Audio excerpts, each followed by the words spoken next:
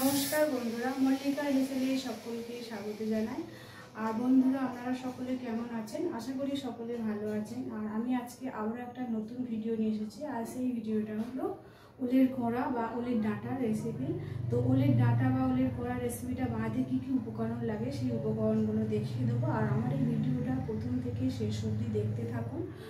আর আমার এই চ্যানেলে যদি কেউ নতুন বন্ধু হয়ে থাকে তাদেরকে অবশ্যই সাবস্ক্রাইব করার অনুরোধ রইল। আর পাশে থাকা বেল আইকনটা প্রেস করে দেবেন, কারণ আমি যখনই কোনো নতুন ভিডিও আপলোড করব তো আপনাদের ফোনে পৌঁছে যাবে। তো চলুন আমরা ওলের কোড়া রেসিপি বানাতে কী কী উপকরণ লাগে দেখিয়ে দিই। আর প্রথমে ওলের কোড়াটা দেখাবো, এটা মানে কতটা লম্বা বা কতটা বড়, এটা কীভাবে কাটি সেটাও আমি তোমাদেরকে দেখাবো। তো চলো আমরা ওলের কোড়া রেসিপি বানানো দেখাই। প্রথমে দেখাবো উপকরণ। এই হলো ওলের কোড়া, বা এটাকে অনেকে ওলের ডাঁটাও বলে। এটাকে আমরা পিস পিস করে কেটে নেবো। এই ওপরের আঁশটাকে তুলে দেবো, দিয়ে এটাকে আমি পিস পিস করে কাটবো। আর যেমন ওই তোমার হচ্ছে কুমড়ো লাউ ডাঁটা যেমন কাটা হয়, ওপরের আঁশটা তুলে দেওয়া হয়, সেরকম এই ওল ডাঁটার আঁশটাকে তুলে দেবো, দিয়ে আমি কাটবো। আর ওই ওল ডাঁটার কোড়া রেসিপিটা বানাতে কী কী উপকরণ লাগে সেটা তোমাদেরকে দেখাবো। তো আগে আমরা ওল ডাঁটার এই কোড়াটাকে পিস পিস করে আঁশ তুলে পিস পিস করে কেটে নিই। চলো। তো দেখো, এখানে ওলের কোড়া বা ডাঁটাটাকে আমি টুকরো টুকরো করে কেটে ভালো করে আমি ধুয়ে নিয়েছি।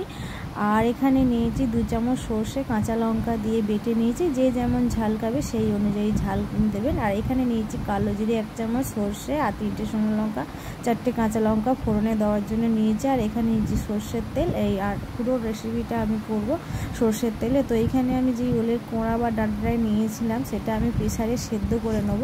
আমি 2 থেকে 3টে সিটি দেবো, দিয়ে নামিয়ে রাখবো। আর এখানে দিয়েছি একটু সামান্য পরিমাণে নুন, বা যাতে তাড়াতাড়ি সেদ্ধ হয়ে যেতে পারে।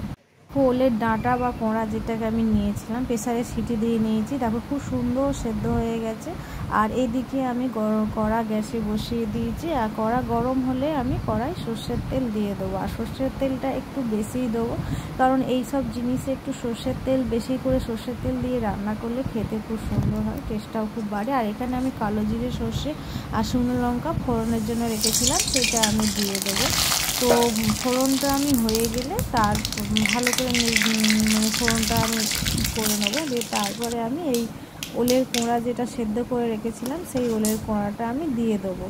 দিয়ে এটাকে আমি ভালো করে নাড়তে হবে, একটু ভালো করে ভেজে নেবো, ভাজা ভাজা মতো করে নেবো। 2 থেকে 3 মিনিট মতো ভেজে নেবো। আর তারপর দিয়ে তারপরে আমি সর্ষে যেটা বেটে রেখেছিলাম, সর্ষে কাঁচা লঙ্কা বাটাটা আমি দিয়ে দেবো।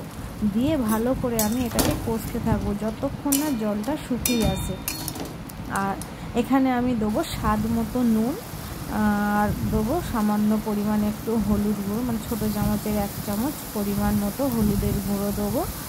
দিয়ে আর ঝাল যে যেমন ঝাল খাবেন সেই অনুযায়ী ঝালটা দেবেন, কারণ আমি এখানে একটু ঝালটা বেশি দিলাম, যেহেতু কাঁচা লঙ্কা বেটে দিয়েছি সেই কাঁচা লঙ্কাটাও দেবো। আর 4টে টুকরো কাঁচা লঙ্কা আমি রেখেছিলাম সেটাও আমি দিয়ে দেবো। দিয়ে ভালো করে কষতে থাকবো। আর আপনারা অবশ্যই একটু মিষ্টি দেবেন, মিষ্টি না দিলে এতে একেবারেই স্বাদ আসবে না, টেস্ট।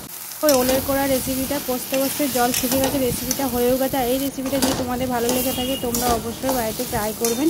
আর ট্রাই করার পর আমাকে কমেন্ট বক্সে কমেন্ট করবেন, লাইক করবেন, আর অবশ্যই সাবস্ক্রাইবার করবেন। আর আমার চ্যানেলে যদি কেউ নতুন বন্ধু হয়ে থাকে অবশ্যই তাদেরকে সাবস্ক্রাইবার করে অনুরোধ রইল, পাশে থাকা বেল আইকনটা প্রেস করে দেবেন, কারণ আমি যখনই কোনো নতুন ভিডিও আপলোড করবো আপনাদের ফোনে পৌঁছে যাবে। আজকের মতো আমি এখানেই বিদায় নিচ্ছি। সকলে ভালো থাকবেন, সুস্থ থাকবেন, নমস্কার।